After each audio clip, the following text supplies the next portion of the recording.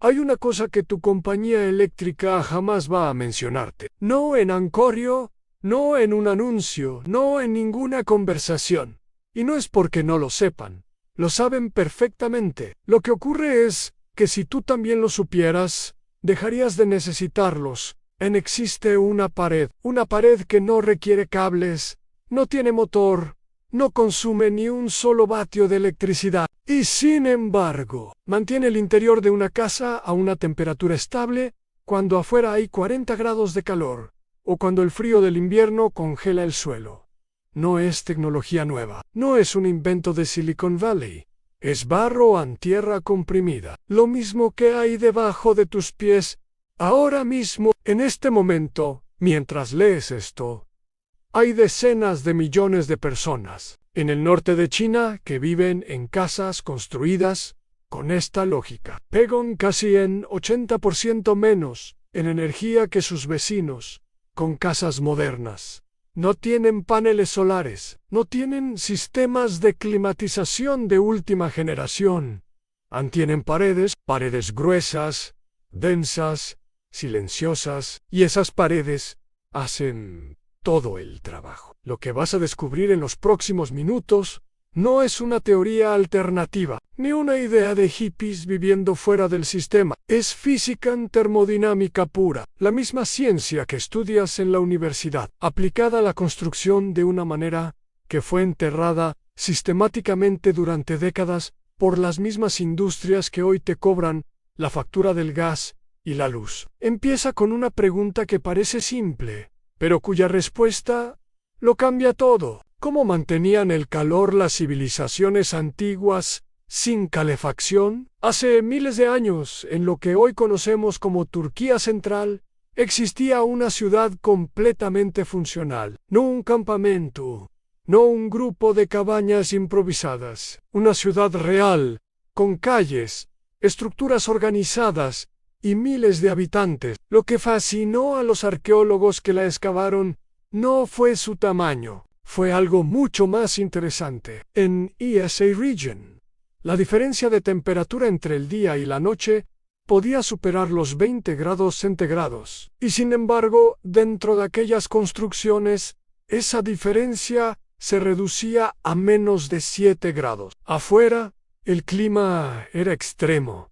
Adentro, había estabilidad y nadie había inventado todavía ni el termostato ni el aislante de fibra de vidrio. El secreto estaba en el grosor de las paredes, en la cantidad de masa que separaba el interior del exterior, en el peso de la tierra. Porque la tierra no solo bloquea el calor, lo absorbe, lo guarda y lo devuelve cuando lo necesitas. No cuando el sol está en su punto más alto, sino horas después, cuando ya es de noche y el frío empieza a entrar. Ese fenómeno tiene un nombre técnico. Los ingenieros lo llaman inercia térmica, pero los habitantes de aquella ciudad antigua no necesitaban ese nombre. Solo necesitaban saber que si las paredes eran suficientemente gruesas, sus hijos dormirían cómodos sin encender ningún fuego. Salta ahora varios siglos hacia adelante en Granada, España, un palacio que lleva en pie más de 800 años,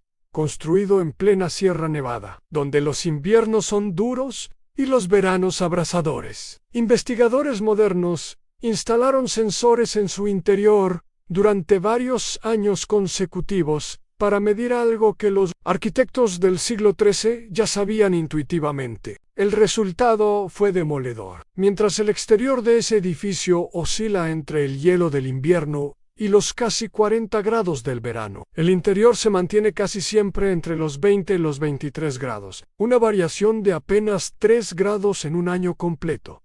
Sin aire acondicionado, sin calefacción central, solo muros de piedra y argamasa, construidos con una lógica que la mayoría de los códigos de construcción modernos ni siquiera saben medir correctamente. El aparato de aire acondicionado de tu casa tiene una vida útil de unos 15 años, antes de que empiece a necesitar mantenimiento serio o sustitución. Esa pared lleva 800 años sin pedir nada. Ahora viene la parte que necesita una explicación técnica. Pero no te preocupes, porque una vez que la entiendas, Ya no podrás volver a ver tu factura eléctrica sin sentir algo muy parecido a la indignación. Cada material de construcción tiene dos propiedades térmicas clave. La primera es la resistencia térmica. Es básicamente una medida de lo difícil que le resulta al calor atravesar ese material. A mayor R resistencia, más lento viaja el calor de un lado al otro. Esto es lo que mide el famoso valor R, el estándar oficial, que se usa en Estados Unidos para clasificar el rendimiento térmico de los materiales. La fibra de vidrio que hay dentro de las paredes de la mayoría de las casas modernas tiene un valor R muy alto. La tierra comprimida tiene un valor R mucho más bajo. Por eso, si solo miras esa cifra, la conclusión parece obvia: a la fibra de vidrio ganan punto final. Pero hay una segunda propiedad, y esta segunda propiedad es la que cambia absolutamente todo. Se llama capacidad calorífica específica. Es la cantidad de energía que un material puede almacenar antes de que su temperatura cambie. Y aquí es donde la Tierra le da una lección brutal a la fibra de vidrio. Porque no se trata solo de capacidad por kilo, se trata del peso total del muro. 1 metro cúbico de fibra de vidrio pesa muy poco. 1 metro cúbico de tierra comprimida puede pesar más de 100 veces lo mismo. Y esa diferencia de masa significa que un muro de tierra puede almacenar, literalmente, cientos de veces más energía térmica que un muro de fibra de vidrio del mismo tamaño. ¿Y qué hace con toda esa energía almacenada? Algo extraordinario. Imagina que son las 2 de la tarde. El sol golpea directamente sobre la cara exterior de un muro de tierra de 30 centímetros.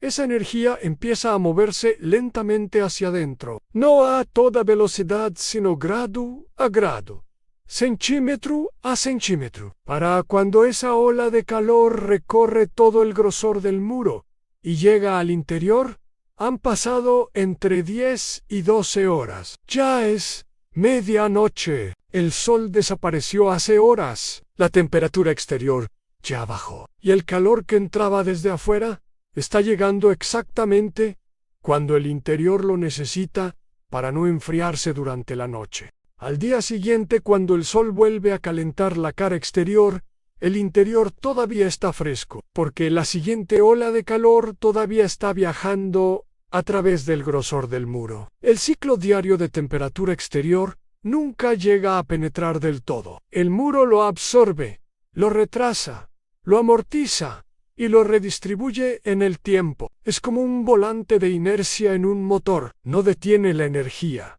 La acumula cuando sobra y la libera cuando hace falta. Y hace eso de forma completamente pasiva, sin interruptores, sin termostatos, sin facturas. La fibra de vidrio no hace nada de esto. La fibra de vidrio resiste, pero no recuerda. A las 2 de la madrugada, cuando necesitas calor, está haciendo exactamente lo mismo que a las 2 de la tarde, cuando quieres mantener el fresco afuera. No adapta, no acumula, no libera. Es un escudo sin memoria. Y si estás pagando 200 o 300 euros o dólares al mes en calefacción y refrigeración, una parte significativa de ese dinero existe precisamente porque tu pared no tiene masa. No porque no haya alternativa, sino porque la alternativa fue eliminada del sistema antes de que pudieras elegirla. Y aquí empieza la historia más incómoda de todo esto. En la primera mitad del siglo XX, el vidrio de fibra sintética como material aislante era un producto nuevo que buscaba un mercado masivo. Para que ese mercado existiera, necesitaba una cosa fundamental: ser la única respuesta oficial a la pregunta sobre cómo mejorar el rendimiento térmico de un edificio. El problema era que había otra respuesta, una que no costaba casi nada, que existía desde antes de la historia escrita y que en muchos climas funcionaba mejor. Así que el primer paso fue crear una métrica que esa otra respuesta no pudiera ganar. Una métrica que midiera únicamente la resistencia estática al calor, en condiciones de laboratorio donde la temperatura nunca cambia. Bajo esas condiciones perfectamente artificiales, la fibra de vidrio gana, y la tierra comprimida pierde, porque la tierra no demuestra su ventaja en condiciones estáticas. Su ventaja es dinámica. Ocurre en el mundo real, donde la temperatura sube y baja cada día. Esa métrica se convirtió en el estándar oficial. Luego, ese estándar entró en las normas de construcción. Luego, esas normas se ataron al sistema de hipotecas. Cualquier casa que no cumpliera esos criterios no podía recibir financiación bancaria. Sin financiación, no se podía vender. Sin posibilidad de venta, nadie construía así. La cadena estaba completa. En los años 70, cuando la crisis del petróleo obligó a los gobiernos a crear por primera vez normativas de eficiencia energética, los comités técnicos que redactaron esas normas estaban compuestos casi en su totalidad por fabricantes de materiales de aislamiento y empresas de climatización mecánica. No había ningún constructor de adobe, no había ningún experto en construcción con tierra, y la norma que salió de esas reuniones definió el rendimiento energético de un edificio exclusivamente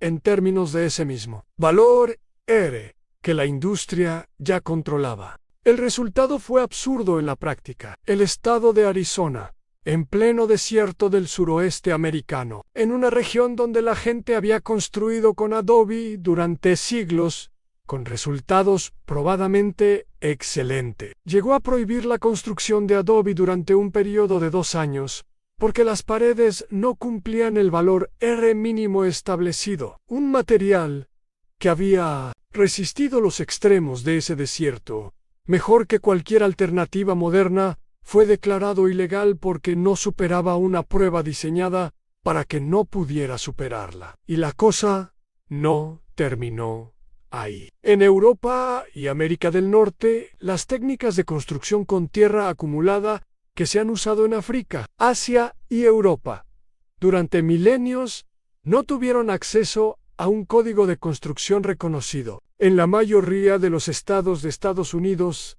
hasta hace apenas unos años. Antes de eso, construir legalmente con tierra era algo prácticamente imposible en la mayoría del territorio. Y donde finalmente se aprobó el código, el sistema financiero se encargó de bloquear el acceso desde otro ángulo. Los tasadores no tienen metodología para valorar este tipo de construcción. Así que muchas casas de tierra son tasadas como si el edificio no existiera, solo el suelo. Cero valor para la estructura.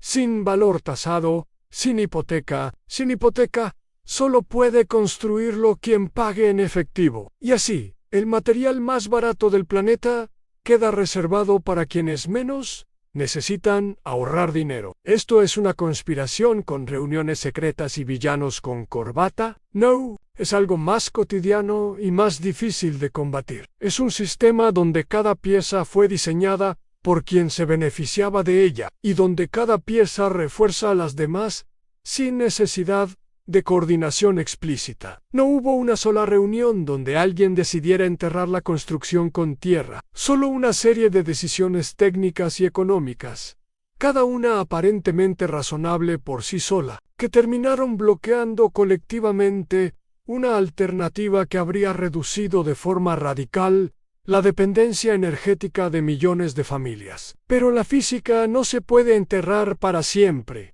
Los estudios empezaron a acumularse. Laboratorios independientes en Estados Unidos midieron el rendimiento real de muros de tierra comprimida en condiciones climáticas reales, no en laboratorio. Lo que encontraron fue que un muro con un valor R oficial modesto producía ahorros energéticos equivalentes a un muro convencional con un valor R casi el doble. El estándar oficial estaba subestimando el rendimiento real por casi la mitad. Un equipo de investigadores en Australia comparó durante varios años una vivienda de tierra comprimida con una de madera y aislante convencional, en el mismo clima, con ocupantes similares. Resultado: a la vivienda de tierra usó un 70% menos de energía en calefacción. La variación diaria de temperatura interior fue de 5 grados en la casa de tierra. En la casa convencional fue de casi 25 grados. La diferencia no era marginal, era una categoría completamente distinta de confort. Una revisión de más de 400 estudios climáticos, coordinada por organismos internacionales de energía, llegó a una conclusión que no deja mucho espacio para la interpretación. Los edificios con alta masa térmica consumen entre un 50 y un 70% menos de energía para climatización que los edificios equivalentes con aislamiento convencional. Si tu factura anual entre calefacción y refrigeración ronda los 2.0 euros, una pared de tierra podría ahorrarte entre 1.0 y 1.4 euros al año en cada año, sin mantenimiento, sin reemplazos, sin actualizaciones de software. Ahora piensa en una casa específica. California, mes de febrero. Mañanas frías con niebla que se cuela entre los viñedos. Un hombre lleva décadas construyendo viviendas de tierra comprimida en esa región. Sus muros tienen entre 45 y 50 centímetros de grosor. Se construyen con presión neumática, capa a capa, hasta que la pared queda tan densa que al golpearla con los nudillos suena como piedra sólida. Los estratos de tierra de distintos colores quedan visibles en la superficie: naranja, ocre, rojo, oscuro, como si el propio suelo del jardín hubiera decidido convertirse en arquitectura. Entras a una de esas casas en una mañana de febrero, donde fuera hay 4 grados. No hay ningún sonido de calefacción, no hay aire caliente saliendo de ningún conducto. Hay algo diferente, un calor suave, sin dirección, que viene de las propias paredes. Pones la mano sobre la superficie interior del muro. Está tibia, no caliente en tibia, porque absorbió el sol de ayer y todavía lo está liberando, de a poco, hacia el interior. A las 2 de la tarde de ese mismo día, mismo muro estará recibiendo otro golpe de sol directo en la cara exterior. Pero esa energía no llegará al interior hasta bien pasada la medianoche, cuando la temperatura exterior ya habrá caído varios grados y la casa la necesita. La factura de calefacción de esa vivienda el año anterior fue inferior a 200 euros. La del vecino más cercano, en una casa de tamaño similar con aislamiento convencional, fue de casi 1.8, mismo clima, misma cantidad de metros cuadrados, una diferencia de 1.6 euros al año, creada por la elección del material de construcción. La pared de $5 existe. No es un experimento, no es una utopía. Hay gente viviendo en ella ahora mismo, en todos los continentes, desde hace miles de años. Lo que no existe, o existía hasta hace muy poco, era un camino legal, financiero y burocrático para que una familia normal pudiera construirla sin pelearse con el banco, con el tasador, con la aseguradora y con el inspector de obras. El calor que se te cobra cada mes no es una inevitabilidad, es una consecuencia de qué materiales se declararon legítimos y cuáles no. ¿Quién redactó esa declaración? ¿Y qué industria se beneficiaba del resultado? La tierra debajo de tus pies ha tenido la respuesta desde antes de que existiera ninguna de esas industrias. La pregunta que queda es: ¿qué harás tú con eso, ahora que lo sabes?